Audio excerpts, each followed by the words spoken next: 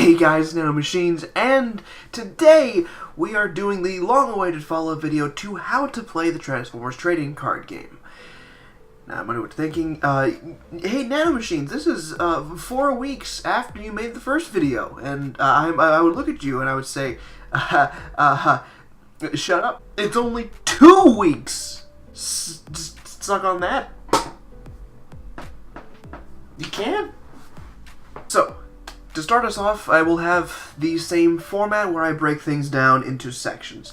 And I will put the timestamps for those sections in the description below, so if you're looking for something specific, just skip that spot, and then, well, you can get your answers. So, without further ado, let's jump right in. Green pips are the 4th and newest addition to the pips in a deck. We have orange, blue, white, and now green. Unlike pretty much all the other ones, it doesn't add any stats. It can only give you a hand building effect. Now, before we really get into the nuance of it, you really need to know what it does. So, just to start off, here is tech research. It's a blatant green pip card that does nothing, just straight up does nothing. But it has a reminder text that is very important to keep in mind, because it states, once per battle, swap a green pip from the cards you flipped with a card in your hand. Now, this is important for many reasons. First off, it says per battle, which means you can do that when you both attack and when you defend. And it also says swap, not scrap. Certain cards like Shockwave revolve around scrapping cards from your hand directly. This is the opposite of that, where it's swapping a card with one of the cards you flipped. These green pips are incredibly powerful and are one of the most important cards that have come out in the entire game. You have cards like Scrounge, which have green pips, which allow you to accelerate more upgrades. You have your Enigmas. Every single Enigma in the game are green pips. All that aside, it is one of the most important mechanics because it reduces the amount of luck that's in the game. If you swing for bold 15, right? I mean, you just milled your entire deck. I mean, like, there's no holds barred. Grimlock just milled half your deck to do 1 billion damage or something. You just realize that you mill all of your resources. If you happen to flip a green pip in there, or probably in that case like 8 green pips, you can choose one of the green pips that are in that pile and you can swap it with a card in your hand in order to essentially build your hand for the next turn, or potentially a few turns down the line. And it also helps you scrap things like useless improvised shields or Peace Through Tyrannies that you don't ever want to play. Or like your handheld blasters. Those really useless cards you find in your hand where you go like, well, guess who's not playing this card ever? You can use them to swap with a green pip. And it's so good because it's just fodder for that. That's also extremely powerful in the deck. Green pips are extremely powerful, but remember, you can only do them once per battle. So for instance, if you flipped 2 Scrounge, you could only pick up 1 Scrounge. Or if you flipped 3 Master Plans and a Scrounge, you could only pick up either 1 Master Plan or 1 Scrounge. It's whatever is in those flips. You have to choose which green pip you want to swap. Of course, you can also opt out of it. You can say, you know what? I don't want to change a card in my hand for one of those green pips. I'm happy the way it is. And that level of choice right there is incredibly, incredibly good for the game. For instance, you're going to have a lot of Enigma that you're going to end up wading through depending on your local meta. For instance, if you have a Stunticon deck that plays its 3 Stunticon Enigma, you're not going to want those Enigma in your hand early game. you're going to want your actions, you're going to want your upgrades, you're going to want those things in your deck that aren't blank cards, essentially.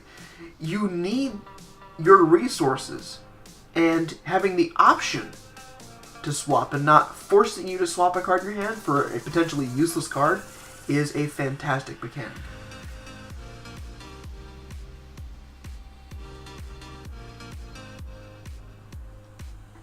It's also worthy of note that most green pips are a lesser powerful card than some of the non-green pips, but make up for that value in being green pips.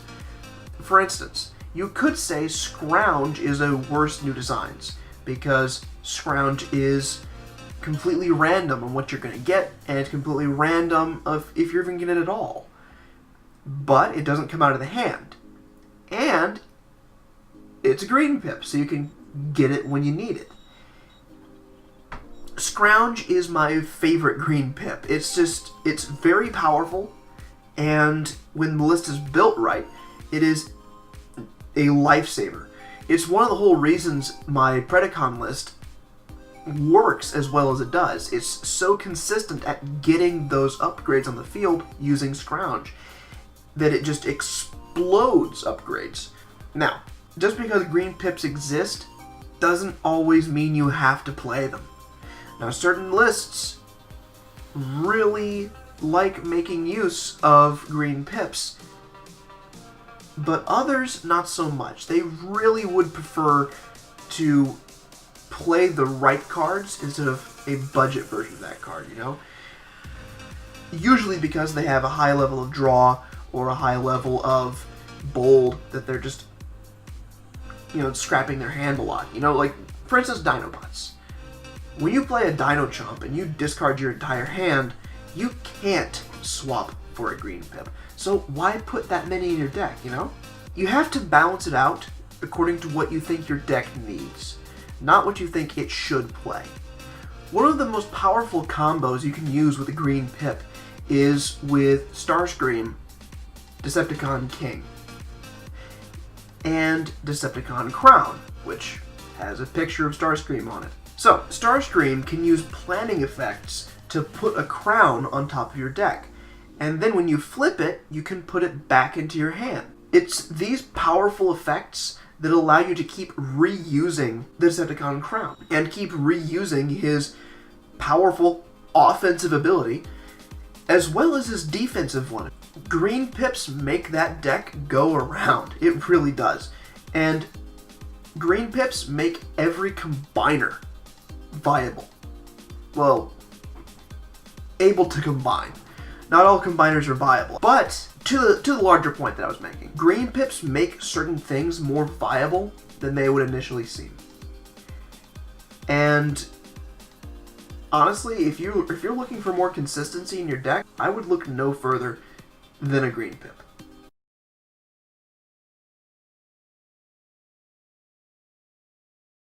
Speaking of combiners, how exactly do you combine? Now, if you notice on certain character cards, they have 3 sides. If you read your Enigma card, it states that when all of your respective combiner parts are in the robot mode, either in the KO pile or whether or not they're alive, you can combine them into their combined form and just be this huge dude. Now, when you do combine, there are a lot of things that have to happen, and it's one of the more confusing elements of the game.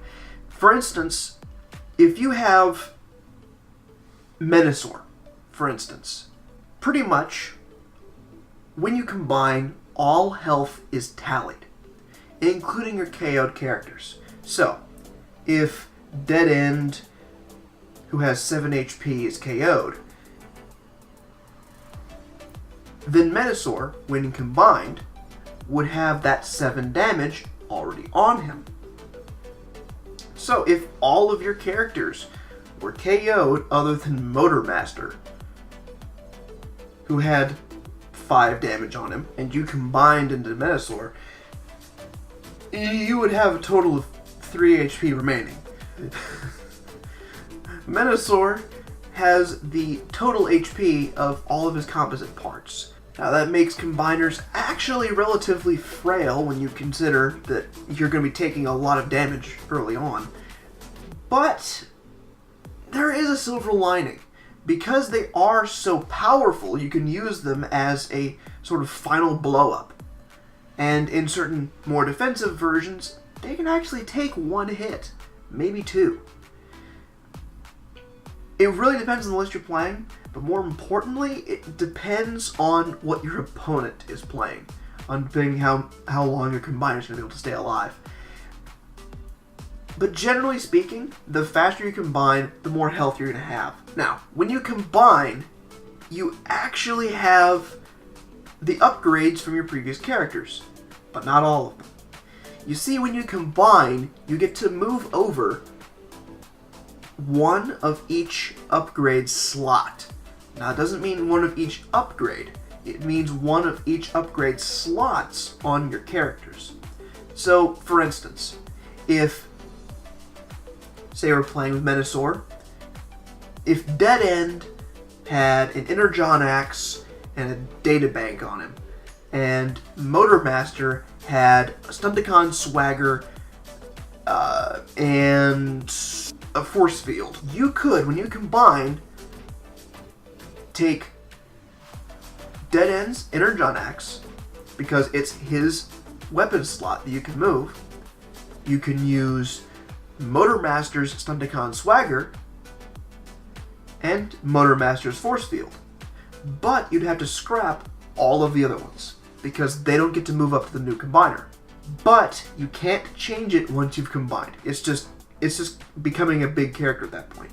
Now, it's worthy of note that you're moving the slot, not the upgrade. As I was saying before, and it sounded a little confusing, but let me clarify. When you move the slot and not the upgrade, you are not triggering put effects, including things like Armed Hovercraft, or Energon Slingshot, and you're also not caring how many upgrades are in that slot. For instance, things like Attack Drone or Cargo Trailer, where there are multiple upgrades stacked on one character, you move all of those upgrades, not just one. Speaking of lingering effects, like upgrades and stuff like that, when you combine, you also get to keep certain effects that are on your characters.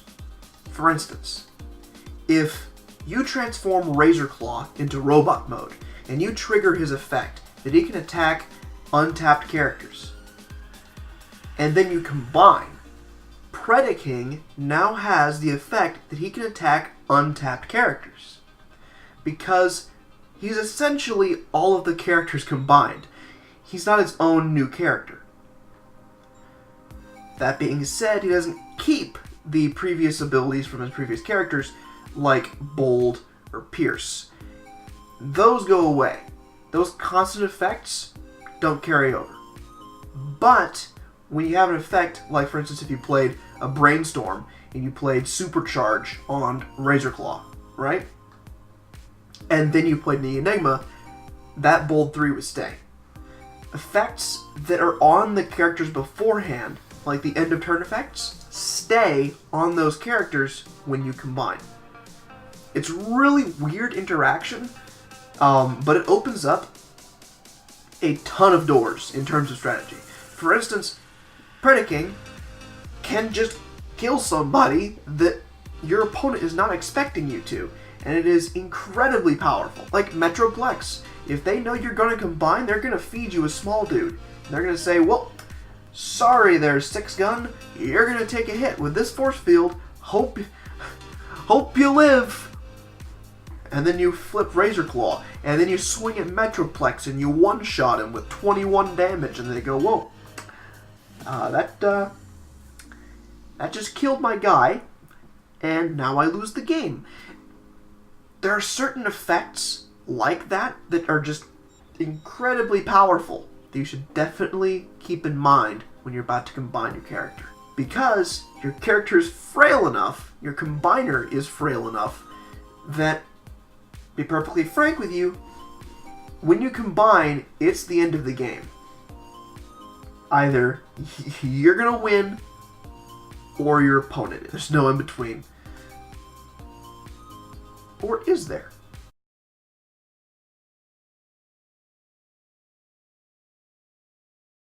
Welcome to the weird wizarding world of ties, where the rules are made up and the points don't matter. Ties are really weird because there are a lot of things you would say, oh, this just makes a tie. Oh, this upgrade clearly just kills the opponent when they kill me. That means nobody wins, right? Wrong. There are I think 2 different ways you can tie. And let me explain why. So, initially you would think that knocking out a character with something like Crash Landing attached, that it would be a tie. But that actually can't happen. Upgrades don't get a chance to activate when the damage is dealt. And it's through a really interesting game design where you are constantly checking for KO. Now what that means is, for instance, if during a battle you swing at a character for 15, right? They only have 7 HP remaining, and they're KO'd. But they're KO'd immediately. It doesn't mean that at the end of the battle they're KO'd. It's immediate. Nothing else happens. If you deal enough damage to KO somebody, boom, instant. Which means any upgrades or anything like that on them don't get to take effect when the game is over. If that's their last character, those upgrades don't matter. So you have things like Crash Landing, which won't cause a tie because your character, when it's KO'd, is dead. He's gone. That's the end of the game. There's no chance for it to act. Electrified Spikes will in fact KO the attacker. Electrified Spikes will actually KO the attacker before you actually get KO'd yourself. So, because it can deal damage, and if they have only 1 HP remaining, Electrified Spikes end up KOing them, and you don't actually take any damage because they haven't actually dealt any damage to you. It's a really, really weird interaction, but those 2 cards, these problem childs, for a lot of people, actually don't cause ties. They actually don't. They completely avoid them altogether. Now, that's not to say that ties can't happen. They just happen if you really, really try to tie. There's almost no way to tie.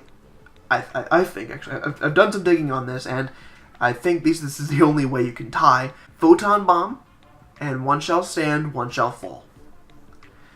Since they damage multiple characters at once, and not one at a time, they can, in fact, KO the last characters on both sides. So, for instance, if you have a character with 7 HP and 4 HP remaining, say Dead End. Dead End is versus Shrapnel. Shrapnel also has 4 damage on him, and you play a One Shall Stand, One Shall Fall. It says choose 2 characters. Both of those characters take 3 damage. Well, friendly and an offensive. That just kills both of them instantly. And then it's a tie. Now, you can do interesting things to avoid the tie, but something that's really interesting is you can try playing to the tie. If you can't beat somebody, or you're in a weird turn order where they're gonna die after you in this weird mechanic, either way, you can potentially play to the tie using those mechanics. I just don't recommend it. Just take the loss and move on, man. But it's interesting to note that from everything that I've found, even with like I Still Function and stuff like that, Photon Bomb and One Shall Stand, One Shall Fall are the only ones that I have found that actually can cause ties. Everything else is just order of operations. Because remember, you're always checking for KO. And when you're always checking for KO, it is nigh impossible to tie.